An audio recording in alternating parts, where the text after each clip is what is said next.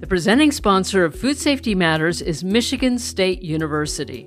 Earn a Master's of Science in Food Safety from Michigan State University. Flexible online courses allow students to balance their studies with professional life, no matter where they are in the world. Learn from a faculty of experts, build meaningful connections, and engage in enriching peer-to-peer learning. Imagine the pride and accomplishment of completing a master's degree while contributing to the safety and security of the global food supply. Visit foodsafety.msu.edu and then click on the master's program link to learn more.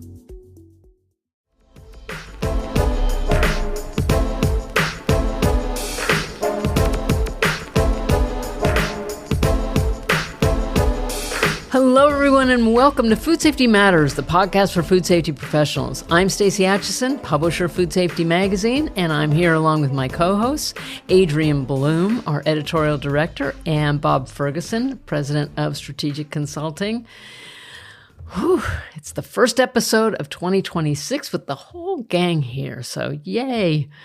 And I just want to bring a few things to your attention in case things got a little blurry for our listeners over the holidays and returning back to our regular schedules. There were some great episodes that we released at the end of the year and also the beginning of this year. So in order of the release there, our year-end review episode, which is always a popular episode, dropped on December 23rd. Then on December 30th, we had a very special bonus episode on the topic of fixing the outbreak investigation system that featured Drew McDonald from Taylor Farms, Frank Yanis, former Deputy Commissioner for Food Policy and Response at FDA, Craig Hedberg, University of Minnesota, and John Besser, former Deputy Chief of Enteric Disease Lab at CDC. Another great episode. So then we kicked off 2026 with acclaimed food policy journalist Helena Bottmiller-Evich about the rise of the Make America Healthy Again, or MAHA movement. That discussion is wide-ranging and also up to the minute. Because I think, Adrian, you spoke with Helena the day of or the day after the dietary guidelines. Was it the day when we did the interview? Yeah, so that's why you guys were in journalistic heaven. The first question, yeah, right. That was interesting. It was a very busy day for both of us. Yeah. So all three of those episodes have gotten a lot of attention, and I just want to make sure that y'all aren't missing out on any of that. So, okay. So for the business, on to the business at hand. Adrian, you want to tell us a little bit about today's guest? Yeah, so today I'm talking with Campbell Mitchell, and he's the Food Safety and Compliance Head at Kraft Heinz North America. And we talk about his decades of international leadership experience at major food businesses. We talk about the logistics of balancing high-level leadership responsibilities with the technical and regulatory requirements for food safety and quality, as well as some strategies for strengthening food safety culture enterprise-wide, and a whole bunch of other topics. It's a really great discussion, so don't miss it. As always. And before we get to the news, I have a couple more housekeeping items, something we're very excited about that over the holidays, well, it took longer than that, but we kind of finalized everything. We reimagined Food Safety Magazine's weekly newsletter, and we increased its frequency. So the new Tuesday edition looks so great. We've got a new logo, we got a new layout that includes it includes feature stories and lots of information packed into each edition that is expertly curated by our editors Bailey Henderson and Adrian Bloom. So then we added a Friday edition, which we call Before We Go, that recaps the week's important stories. And yes, we did borrow from the podcast for that name. Regular listeners probably know we've got at the end of our news, we tend to mention things that we don't necessarily discuss, but we want you to know about it. And so it's always fun when we can kind of, have that cross-pollination and stuff like that. So that's fun. You can know the origin of that name. So visit food-safety.com and subscribe to Food Safety Digest newsletter, and you'll get both editions. One click, both newsletters. And last but not least, come join us in person at the Food Safety Summit and Expo that'll be held May 11th to the 14th, 2026 in easily accessible and affordable Rosemont, Illinois. So when you visit foodsafetysummit.com, you'll see all the great sessions, certification courses, and networking events that we have lined up for you. Please check out that whole agenda. We have new courses, new speakers, and way too much for me to talk about now. So visit the website, make your plans to join us. Remember, Food Safety Matters podcast listeners, you save big. You save 20% off registration fees when you register using our, well, actually, that's on top of, up until March 31st, that's on top of the early bird. So there's your little time window. That's a big one. Use discount code FSMatters20. That's FSMatters20 when you register and save. Okay, we did it. It was all important, but, seemed like a lot when I wrote it. So it was all good stuff. Yeah, see? Packed full of information and goodies. I'm still stunned when you said it was 2026, though. That can't be right. I know. How crazy. Well, here's the thing. We were talking about this the other day about one of my favorite questions to ask people is, how do you visualize the year? So this is why I have this kind of elliptical thing where it gets wide in the summer and then woo, we go right around the New Year's thing. And I feel like we've just been slungshot, all of a sudden it's February, right? Anyway, I digress. Adrian, do you want to get us started with some news?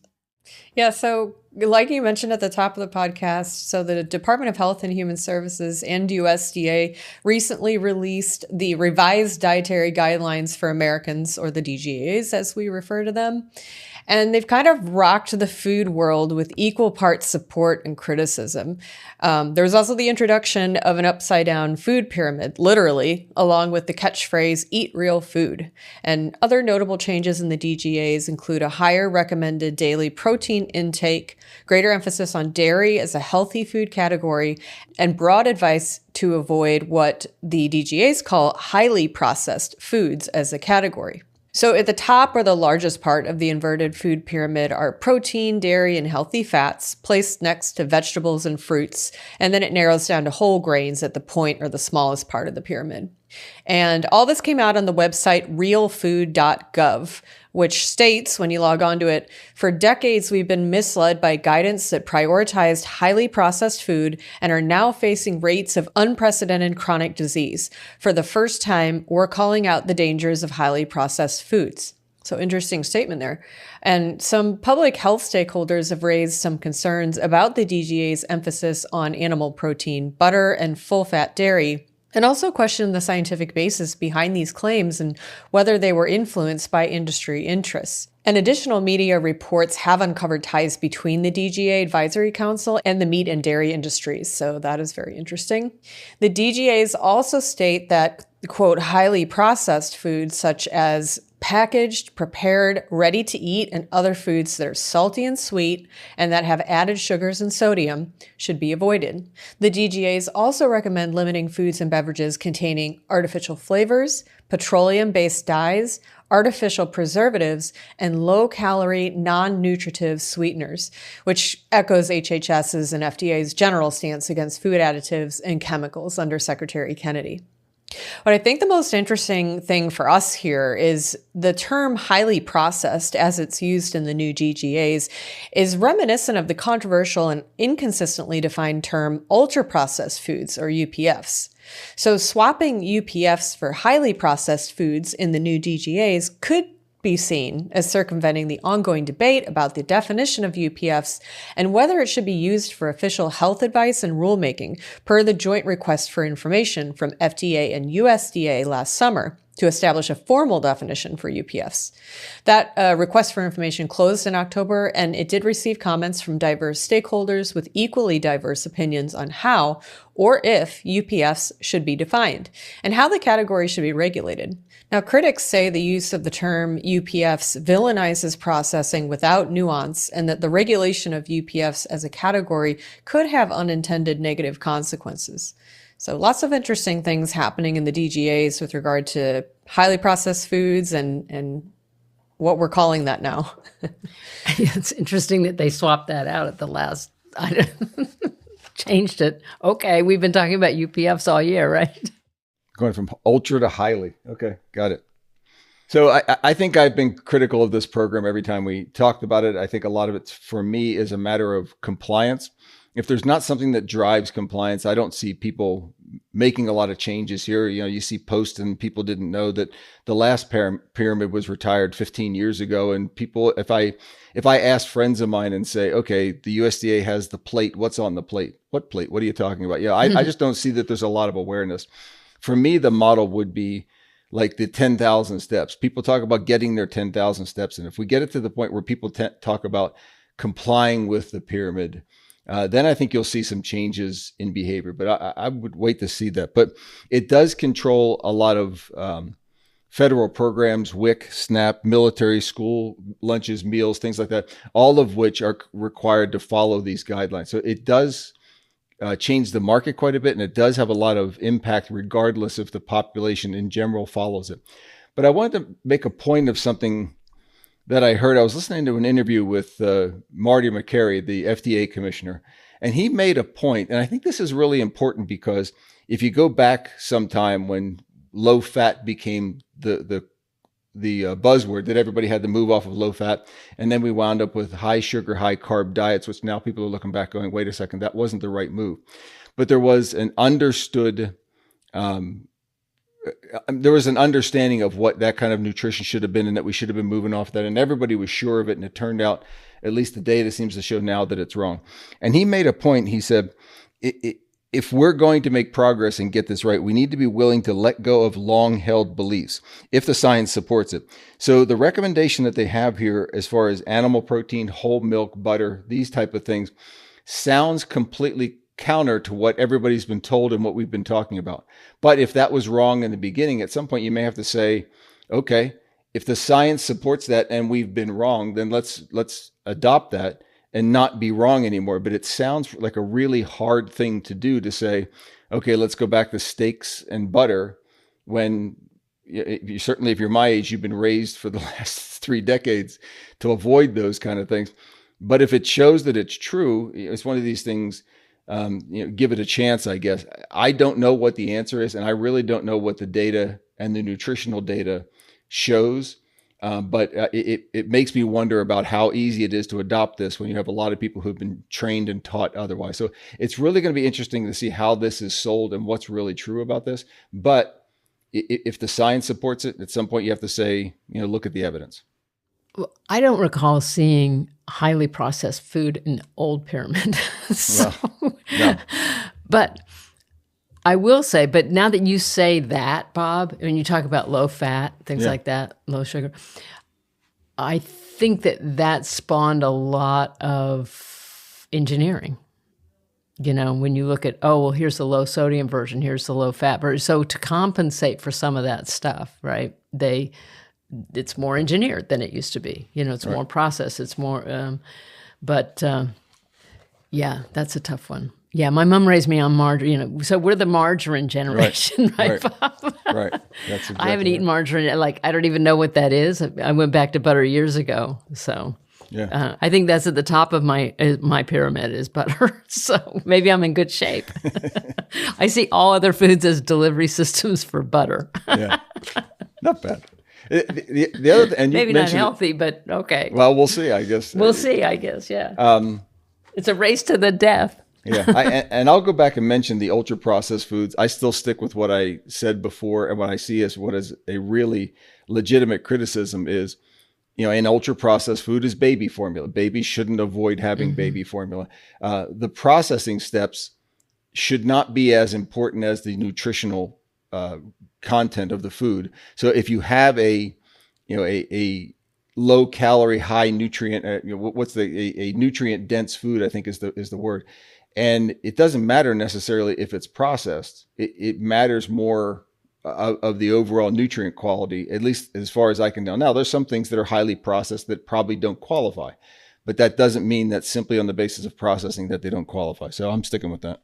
Okay. Yes. So moving on to some USDA items. So on January 14th, USDA FSIS held a public meeting on strategies to reduce salmonella in poultry products. And Bob, you actually attended that meeting. What can you share with us from it? I did indeed. I will tell you, it was held in the USDA headquarters, which if you've not been to the Independence Avenue building, it is an impressive couples block giant building. I don't know when it was built, but it was built maybe 100 years ago. But it's a really impressive building, and they did a really good job with this whole meeting. So I did get a chance to attend that on the 14th. And the whole thing was convened because USDA FSIS was looking for answers to reduce salmonella illnesses in poultry products and get some ideas to guide future policy. And I really emphasize the fact of salmonella illnesses because one of the themes that came up throughout the discussions all day in that meeting was we want to reduce illnesses, but don't mistake that with just reducing salmonella. And there's a lot of technical things that came up about that. I thought the meeting was really well run. There was attendees there in person in the auditorium. They have a big auditorium about the size of a movie theater. And there was people there live and online from the public, industry groups, consumer groups, academics, researchers, pretty much what you would call every variability of stakeholders was in the room. It was a really good group. Shout out to Mindy Bashirs, who was there, partly hosting the meeting and opening the meeting. Mindy Bashirs was the Undersecretary for Food Safety with USDA, who I understand was officially sworn in right before the meeting. So she had a busy morning on the 14th, and she took her job and walked in and did this first. Also, Secretary of Agriculture Brooke Rollins addressed the group for about 10 to 15 minutes. And I mentioned that for a couple reasons. First off, she expressed her support for what the group was doing. The other thing is Brooke Rollins has what she calls her 5-point plan for improving food safety and reducing foodborne illnesses. Number 3 on it is in implementing a common sense strategy to reduce salmonella illnesses. So I think that was key because of who attended. And also the meeting was opened officially by Justin Ransom, the FSIS administrator, and then Mindy picked it up from there. So what I saw immediately was the USDA brass related to food safety was all at this meeting and all expressing a real sincere need to make some progress on this issue, which I thought was terrific. It'd be difficult for the secretary, undersecretaries, and administrators to stand up there and then say, okay, let's just let this ride. I think you're going to see some action coming out of this meeting. And there were some really good ideas. They started out with a history of USDA and salmonella and what's been happening. They talked a little bit about the current system, which if you're not familiar with it, is broken down into category 1, 2, and 3 based upon performance on positive salmonella samples. I'll come back to that in a second because it's really important. I'll skip some of the numbers. And then they talked about in that system what the current performance was. With chicken carcasses, 69% of the establishments are in category 1, or what they call consistent process control. 12% are in category 3, poor performance, meaning they're not meeting process control. Turkey carcasses, 97% are in category 1, so that's very good. Comminutive chicken, chopped up, cut chicken, only 24% of the producers in that category are in category 1. 55% are in the low category 3. So that was highlighted as a problem and a focus for everything that they want to do in salmonella is this particular class. They also mentioned that a disproportionate number of small producers are in category 3, different than the larger producers. So small companies are more likely to be in category 3, and that causes a problem with the amount of salmonella getting out into the market. So also this idea of helping small producers comply and improve their processes came through the meeting all along. There was also a discussion, which I found fascinating, about the 52-week window. So all these categories are based upon weekly testing in a 52-week window. All right, why is that important? Let's say that you've had really good records for 52 weeks, and I've talked to some chicken producers about this, and then you have a couple of weeks where you missed the goal. It takes you about another year to get those off of your record so that your average goes up and you can move from category 3 to 2 or 2 to 1. And what some people are saying is it's a bit unfair and it tends to bias the numbers towards a lower performance. If you have people, let's say, that had a couple of bad weeks, and apologize, I'm making up some numbers here. If you had a couple of bad weeks, your category number would be lower than what your current production would be your real results would be. So it tends to bias the numbers down or bias the numbers to be more poorly. If they could change that cycle, it would change the numbers and maybe reflect more what was actually going on. So that's one of the things that came up, was not only what they're measuring, but the way they measure. Now, the what they're measuring came up. The next segment was about tools and processes that could be used other than just positive, negative, presence, absence, salmonella testing. So enumeration was discussed. Instead of just getting positive, negative, let's find out how much salmonella is on there so you can measure how much is being reduced. That could either be done on raw numbers, just looking at the numbers and getting them lower, or setting performance guidelines based upon thresholds. So less than 10, less than 100, those type of things, instead of just positive, negative. So those were discussed. And there was a lot of that about threshold. And I'll make a personal comment. I think we should keep an eye on this idea of thresholds instead of straight enumeration, because it seemed to be something that was getting a little bit more traction than just enumeration. So keep in mind about these thresholds. I think that'll come back up.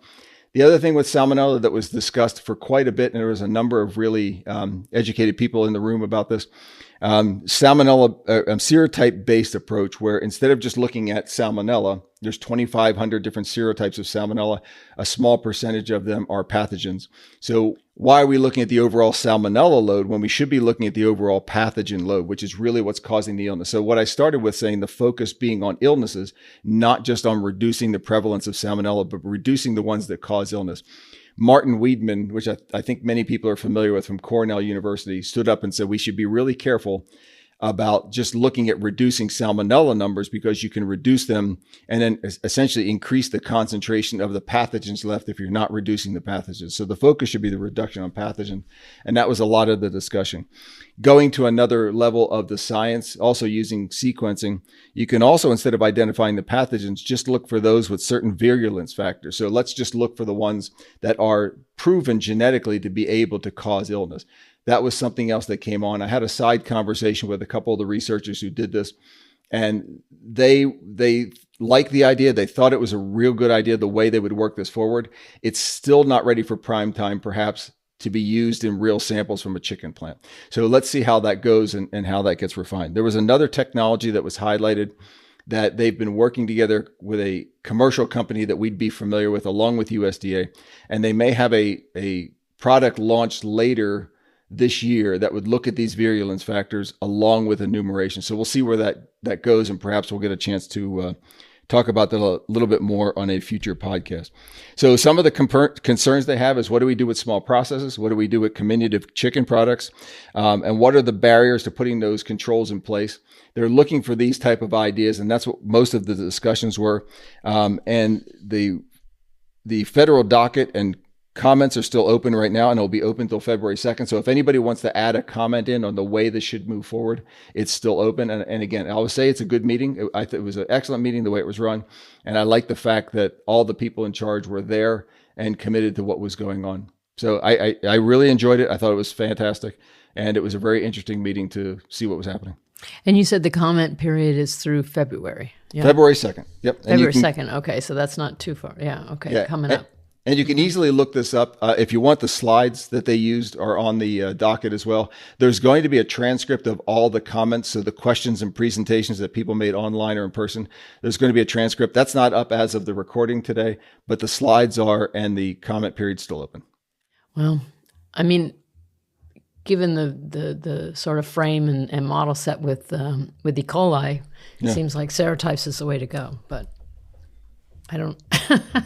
I had two conversations with veterinarians, and they said one of the things that's different, and I'm just repeating this, I'm not a veterinarian or that close to it, is apparently E. coli shows up intermittently within cows. So sometimes you have it, sometimes you don't. You're looking for the serotypes, and we've seen, like you said, that sort of regulation based upon those serotypes has worked.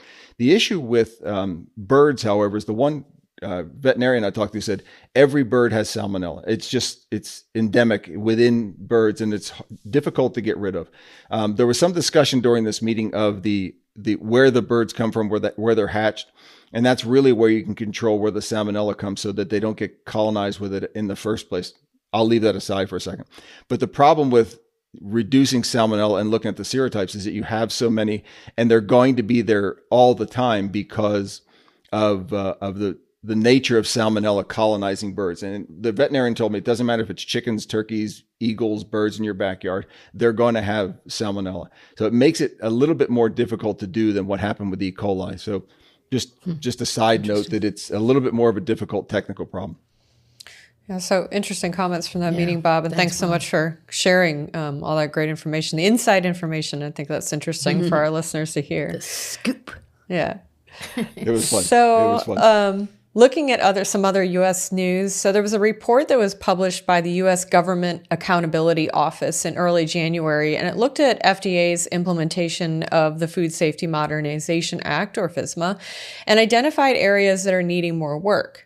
So according to GAO, in the 15 years since FSMA was passed, FDA has issued 9 FSMA regulations and completed most, but not all, requirements of FSMA. GAO also said that FDA had fulfilled 41 of 46 key FSMA requirements. So, for example, FDA has issued several implementation guidances for industry and conducted various studies required by FSMA, but it hasn't issued final guidances on hazards analysis and preventive controls for human food or finalized guidance to protect against the intentional adulteration of food. It also hasn't implemented a national food emergency response laboratory network or published updated good agricultural practices for fruits and vegetables in alignment with the produce safety rule. Also missing is the implementation of FSMA 204 Section D, or the traceability rule, which the Trump administration has pushed forward the compliance date for by 18 months to July of 2028. So the GAO made several recommendations to complete all the FSMA requirements, including establishing a timeline for finalizing guidances on hazards analysis and preventive controls for human foods, establishing a timeline for finalizing guidance to protect against the intentional adulteration of food, publishing a report in 2026 on the progress of implementing a FERN laboratory network, establishing milestones and timelines for updating these good agricultural practices for fruits and vegetables, establishing an implementation plan for FSMA 204, and developing and implementing a performance management process to assess the results of FSMA regulations and their contributions to the prevention of foodborne illness. So we look forward to seeing some of those things happen. Well, I'll just add that there is going to be, we can continue this discussion in the closing session of this year's Food Safety Summit, because it is all about FSMA at 15. So there's a great lineup. Check that out when you're out there checking on our agenda, but a great closing session. So that's going to be interesting. Bob, I know you had something to say here too. Well, I had to go back and take a look at this because, again, FSMA goes back to 2011 or 2012, right? And 2011. Yeah, and they had a number of these that were supposed to be put lots of infographics. Yeah, there's lots of infographics. That's when I think of FSMA, I think of infographics. Yeah. I remember putting together a few slides for some people to say, here's out. That's right. And but it's interesting when you look at the deadlines. Most of the deadlines have been missed along the way, and so there's ag water. Well, ag water, but even things like traceability. There was a legitimate thought that a lot of people just weren't ready. So putting together a traceability requirement when traceability wasn't really working, right, that's something to consider. But there was a lot of reasons for this. But if you look down each one of the things, most of the deadlines were missed, even for the ones that are now put in place. So I think it's been the process. We could probably go through each one and talk about the details. We won't do that today, but it's been, quite a task to get this done. Yeah. Well, it was the first it was literally modernizing something after 80 years of nothing. Yeah, that's right. No changes, like nothing to see here. Okay, so in another interesting development, the journal Regulatory Toxicology and Pharmacology has retracted a pretty important paper from the year 2000 that asserts the safety of glyphosate, which is the active ingredient in the herbicide Roundup. So this paper has been relied upon for 25 years as a hallmark piece of evidence for regulatory approvals of the agricultural chemical. But in recent years, Roundup has faced increasing scrutiny due to its potential adverse health effects like cancer, and Bayer's Monsanto, which manufactures the chemical, has been dealing with more than 40,000 lawsuits filed by cancer patients and their families. Actually, in 2021, Bayer said it would end sales of glyphosate-based herbicides in the U.S. to manage their litigation risks. So according to the journal Retraction, these lawsuits have uncovered emails from Monsanto showing that employees of the company may have contributed to data collection, writing, and review for the study, though they weren't acknowledged in the paper. The authors also may have received undisclosed financial compensation from Monsanto for their work. Whoops. Yeah, there's a few red flags there. So the EPA is due to deliver a safety reevaluation decision for glyphosate in 2026, following a lawsuit by the Center for Food Safety and other stakeholders challenging EPA's determination that glyphosate is safe for use. In 2022, the U.S. Court of Appeals for the Ninth Circuit overturned EPA's safety decision, saying that EPA didn't adequately consider the chemical's risk of harm to humans or to endangered species in compliance with the Federal Insecticide, Fungicide, and Rodenticide Act, or FIFRA. EPA is now required to issue a new, complete, FIFRA-compliant glyphosate final registration review decision this year. So we'll see what comes out of EPA for that. Watch this space. I got a couple of comments. Let's see how much trouble I can get into this afternoon. The Monsanto papers that came out from all this legislation are troubling. They include, like you said, conflicts of interest. The one that got me the most was the ghostwriting. Apparently, Monsanto employees wrote some of these the sections of these scientific papers, but they were attributed to independent academics writing them. And so, that's difficult and unethical. There's no question about that. The one thing I will say is that this issue with glyphosate is messy. And I think a lot of these approvals are messy. And when you start digging into this, it becomes very gray pretty quickly. So I'll be curious to see how much of a smoking gun the withdrawal of this paper was. One of the things I looked up as I started to dig into this, of course, the EPA has approved it. The European Chemicals Group has approved it. And EFSA allows the use of glyphosate. Health Canada has all performed risk assessments on glyphosate. And I looked up some of the papers that they look up. EFSA used 16,000 published papers. The European Chemicals Agency used something like many thousands of papers, they said. Health Canada did a full evaluation on 1,300 studies. And they all came up with the idea, this idea that some of the studies show that it's a problem. It's borderline. Some of the studies show that there's not much of a risk. It depends upon the way you do the risk assessment. So this gets pretty controversial and messy pretty quickly. Even IARC, which is part of WHO, said that it's probably carcinogenic to humans, but IAAC doesn't do any risk assessment as far as the exposure level. Now, to give you an idea, they make it a group 2 category. Group 1 category means it's absolutely it's been proven to be carcinogenic to humans, but that's things like gasoline, benzene, and asbestos and tobacco, things like that. So glyphosate is at least below that level, even by IARC. So when you read through this and try to make sense of it, if you're not a toxicologist in the middle of this, I think it's difficult to sort out where this belongs, because agencies that we would normally refer to are agencies in Europe, agencies in Canada, in the US. The agencies that we would refer to say things like, it does not present unacceptable risks, and I'm quoting them. And what was it? The EPA said it's not likely to be carcinogenic to humans. So when you look at the evidence, it's all over the place. So I think it's difficult for a layperson to sort this out. The other thing, just for discussion's sake, is the Ninth Circuit did require EPA to go back and do this other assessment. So it'll be really interesting to see what they come up with this year and how they refer back to the science. But I think if I understand this, and I don't claim to be a lawyer that understands all the details of what the Ninth Circuit said, but they really said they criticized EPA for the process they followed and they skipped certain steps. They didn't say that they didn't use evidence or the science was bad or the toxicology was bad. They said they need to do it in a way that follows the law, which they skip some steps. So again, that kind of muddies up exactly what is going on and how risky glyphosate is.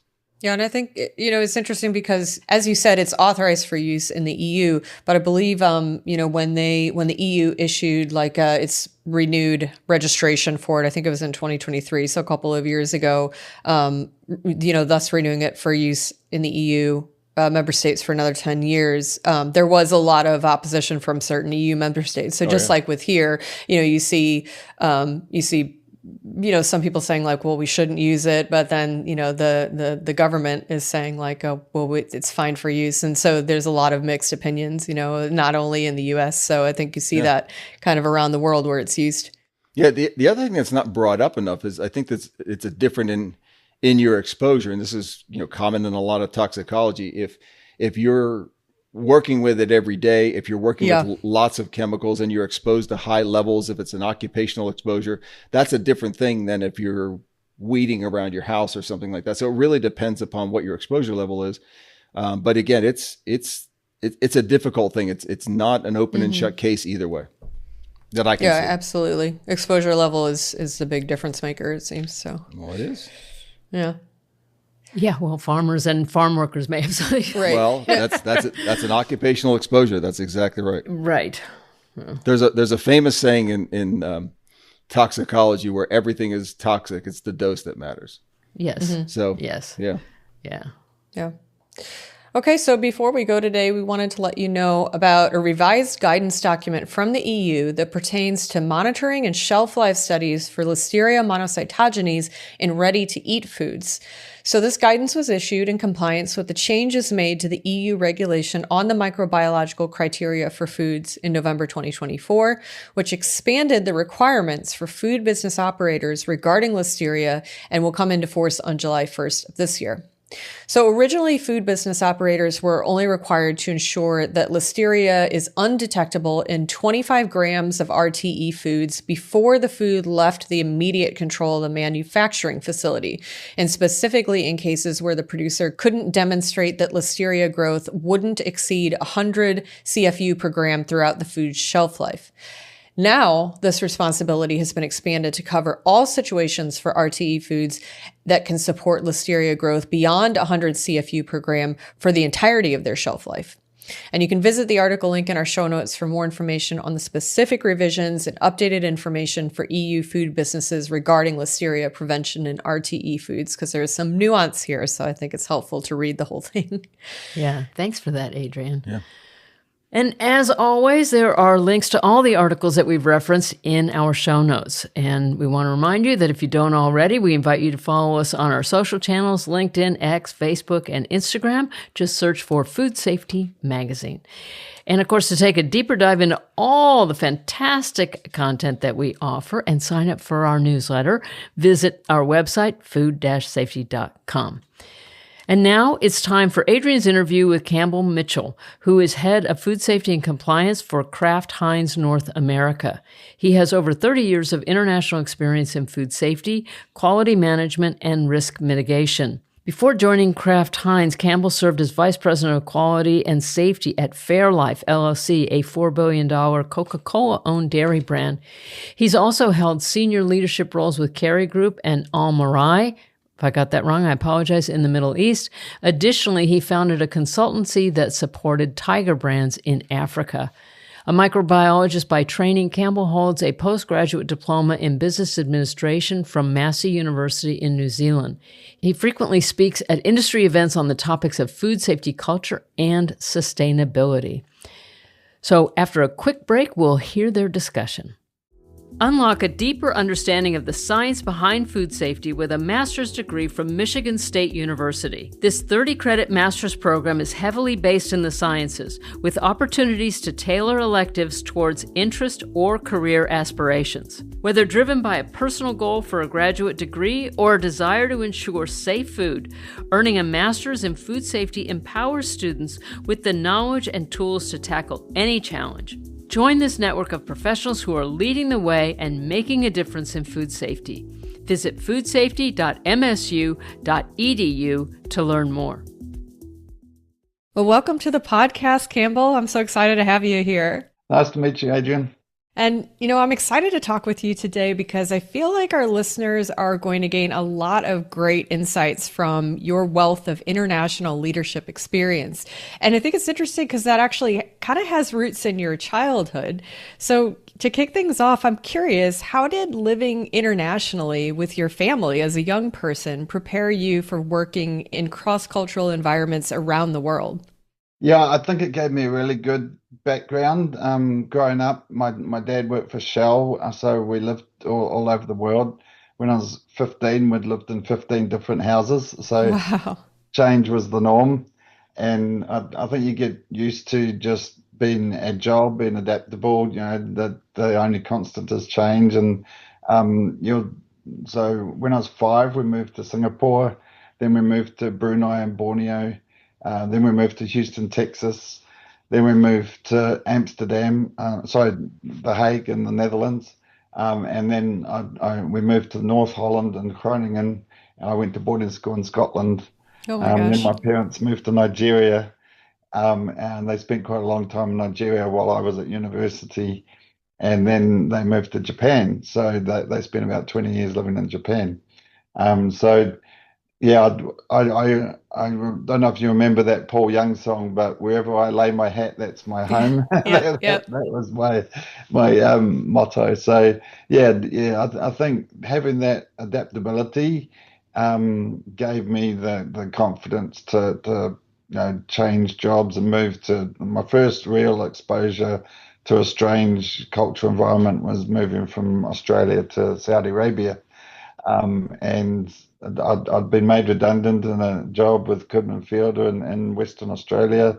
I looked in the paper for a role, and lo and behold, there was a job advertised to Jeddah in Saudi Arabia. And so, luckily, my wife was confident enough to move to such a strange location as well. But I must say, I think that was one of the best things I could have done was to take the leap, and that was a huge experience. And I spent 9 years in Saudi Arabia and got 5 promotions while I was there, so it was a huge input to my career. Yeah, that's fascinating. And I mean, like having that, international background and having lived and worked in so many different places. I mean, you've had positions in your various jobs, like in almost every continent. I think we're missing Antarctica, maybe, but pretty much everywhere, right? Yeah, before Fairlife, North America and South America was a little bit missing. Although working for Kerry, I was in Kerry in Dubai for 5 years, looking after Middle East, India, and Africa, and I was really the voice of the customer for all the Kerry factories around the world. So we dealt with a lot of the North American facilities as more as suppliers to our customers in the Middle East and Africa. And so, yeah, got the sort of the global exposure, but yeah, really happy to be here in North America. Chicago's the heart of the global food industry, and it is really where it's at. I'm living in Michigan at the moment, so enjoying the snow at the moment. But yeah, I think the only sort of subcontinent I haven't been to is South America and Hmm. Antarctica. So. Wow. That's amazing. So, and I know you're a microbiologist by academic training, and I'm curious about what sparked your interest in food science and food safety initially, and how did you first get into the profession? Well, to tell you the truth, I was doing pre-med like a lot of scientists, and I spent too much time at the pub and didn't really get into medicine, which I'm Hmm. actually happy because of the way, and that's the sort of the advice I give people in their careers is, you got to roll with the punches, just everything. One door closes, another door opens, so everything can turn into an opportunity. So I obviously, med school was very competitive to get into, and it would have taken years and years. My brother's an ophthalmologist, and so he spent about 15 years of study. So I'm glad I didn't go down that path. Um, I think microbiology is far more interesting. So when we were in first year university, all the professors lined up and gave us their speech on which science we should take as our major. And the microbiology professor put up a chart and said, out of all the sciences, microbiology has the most jobs. So I said, okay, Interesting. that'll be for me. But I've always been interested in um, how little things can impact on a large scale. So, like the butterfly effect, food safety, microbiology, it's more of an art than a science. And I've really enjoyed being able to be the person who sort of translates and um, interprets the data that you get from microbiology to people because it's a dynamic world of microbiology. You test a food product one day, you're not going to get the same result as when you test it the second day. So you always have to be explaining to people the ramifications of all the different results that you're getting. And that's probably what I enjoy the most out of microbiology. Mm-hmm. Interesting. And so I know you're currently working as head of food safety and compliance for Kraft Heinz North America, and you began that role, believe it was July of last year.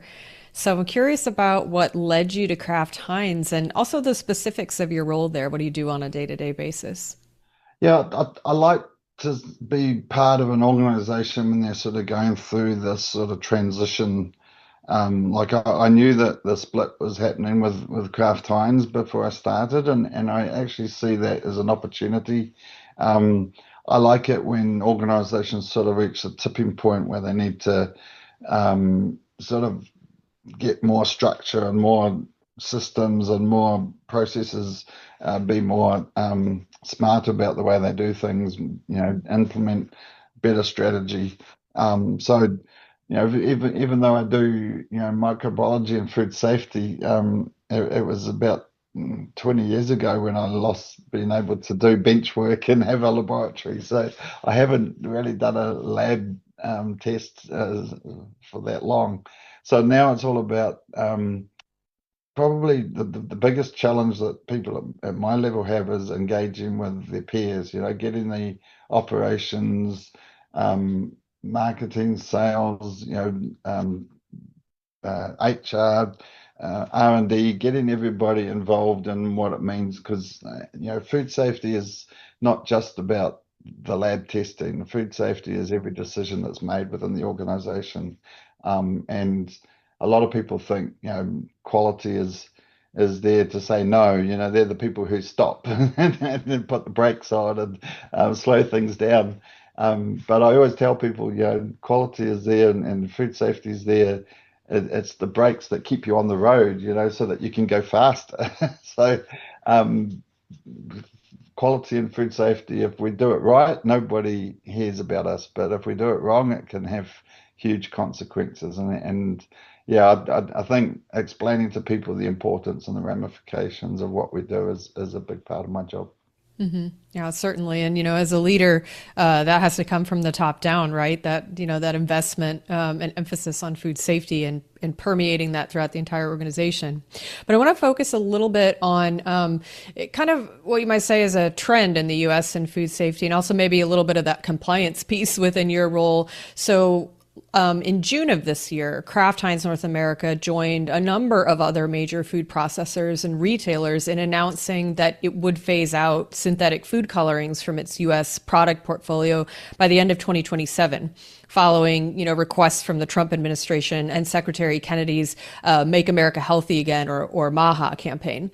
So I'm wondering, what does that process look like inside the Kraft Heinz organization, and how will the company's U.S. product lines differ from product lines that are sold in other regions? It's a huge challenge, actually.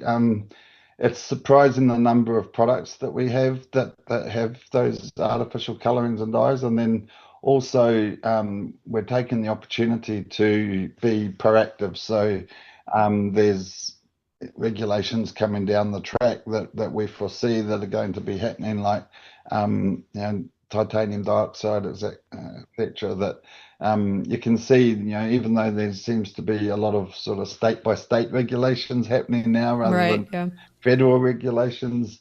If you cast your crystal ball, you can sort of see that that's where it's going to end up, that it's going to be everywhere. And then if you look at product lists or ingredient lists of products in Europe compared to North America, that they have lists twice as long for the same product. So I think there is a move to be a lot less processed foods and complicated ingredients and things. So I think it just makes good business sense. And so Kraft Heinz and others have decided to remove that, but we've also taken the opportunity to reformulate a lot of the products to be future facing, which has meant a whole lot of work for people in my department, because now we've got like 800 products that need to be reevaluated for food safety. And for example, some dyes used to be liquids and now they're powder. So then you have to, blend them and rehydrate them, and then you have a tub of liquid in the factory. How long do you keep that around for? Is it safe before you add it to the food? So all that has to be validated before you can say that that product is reformulated and you can sign off on it. So yeah, there's a lot of work going on behind the scenes to make sure that it's not just a chemical composition, change the ingredient. We also have to validate all the food safety aspects of that as well. Oh yeah, absolutely. And finding substitutes for different dyes for those reformulations is, a process in itself before you can even do any of the testing work, right? So, yeah, a lot goes into it, I'm sure, like you said. I want to go back a little bit to your leadership roles and you've held a number of executive roles at international and national food companies, and I'm wondering, how do you balance high-level leadership responsibilities with those technical and regulatory requirements for food safety and quality, and especially when you're looking across different regions with different food standards and different regulations? Yeah, it is difficult. Even just the other day, we had some discussions about import regulations into Nicaragua, for example. When I was in the Middle East, I was looking after 89 countries. So Wow. every country has its own little Yeah. spin on regulations, and we were importing from 160 factories around the world. So I think the being able to see things at the micro level and then zoom out to the macro level as a skill that I try to encourage in anybody that I coach or mentor. You need to be able to get the facts right, get the details, but you've also got to see the big picture. And a lot of it's the cultural aspects too. So different countries have different ways of looking at regulations. Quite often there's what it says in the regulation, but what actually happens in real life. So you need to be able to speak to the experts and have good support networks. So you need to have people that understand who to talk to. And again, quite often it's interpreting the results and explaining them to people and making sure that everybody understands what those ramifications are for those results. But I mean, you don't always get it right. We had some very interesting, had to turn ships around heading to Europe because we had the wrong ingredient in products going to markets in Europe, for example, or countries not approved to produce dairy products to export to Europe and things like this. It can get very complicated. Yeah, and that's an additional expense as well. When it's there's so many different regulations, so many different things happening, so many different standards need to be adhered to. I would assume as more and more of this stuff arises, especially in the U.S. with all these kind of state regulations coming in and then federal things changing, down the line, I think it has the ability maybe to throw more wrenches in the supply chain. Is that fair to say? At least the possibility for that is there, unfortunately, right? So Yeah. it's just being like agile and flexible and being able to pivot, right? And yeah, I guess that's being able to manage that. Someone said to me, if they were in my position, they wouldn't get a night's sleep. They'd be tearing their hair out thinking about all the. But I'm comfortable that I'm able to make sure that people are empowered to do their job, and you trust them to do it, and you rely on experience, and mistakes happen. We just have to, like I said before, roll with the punches and work through it and make the best of what the situation is, whatever that may bring. Yeah. And I guess this kind of leads a little bit into my next question. I want to focus a little bit on customer and consumer demands and throw that into the mix. So in a high level role like yours, how do you ensure that your brands are meeting or exceeding expectations and remaining agile to consumer demands, such as concern over food additives or concerns about sustainability or, just changing consumption trends, which are always happening? Yeah, the interesting thing about food safety is when we think of food safety in the food industry, we think of pathogens and spoilage and microorganisms. But consumers, when they think of food safety, they think of chemicals, additives, and packaging. What's going to come from my packaging and colors and things like that. But if you look at the number of recalls, most recalls are because of allergens, bad labeling, or again microbiology. So I think those things from a food safety perspective are quite well. I mean, mistakes happen, but they're quite easy to understand and work through. I think the challenges we have now is that there's a lot more consumer demand, a lot more consumer expectations of shouldn't be anything in my food. All chemicals are bad. All these sorts of things, and our testing capabilities are getting tougher and tougher. We're finding microplastics and PFAS and all these things. So I think sometimes we make a rod for our own back because we're getting better and better at detecting things. Right. Um, Yeah. but that said, look, I think we all want the same thing at the end of the day. We all want to provide safe, quality food. And when you talk about sustainability, um, a lot of people think sustainability is about food waste, but a lot of it's about food safety as well. So if product is not going to go off as quickly, then it's got to be less waste, and so therefore that provides a cleaner planet.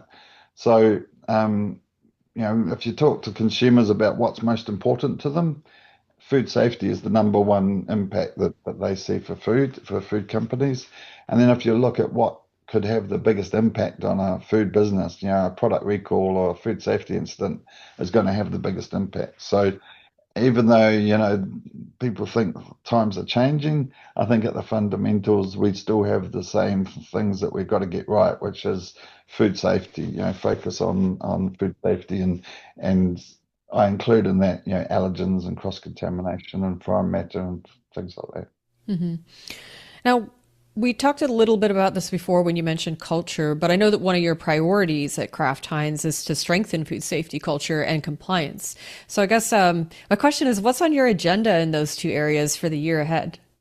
Yeah, we haven't really done a lot of food safety culture surveys. We did the new GFSI standards require that you have to have, food safety culture assessments. A lot of companies, they do it within the facility just to get the certificate, ask a few questions. Okay, say we've done it.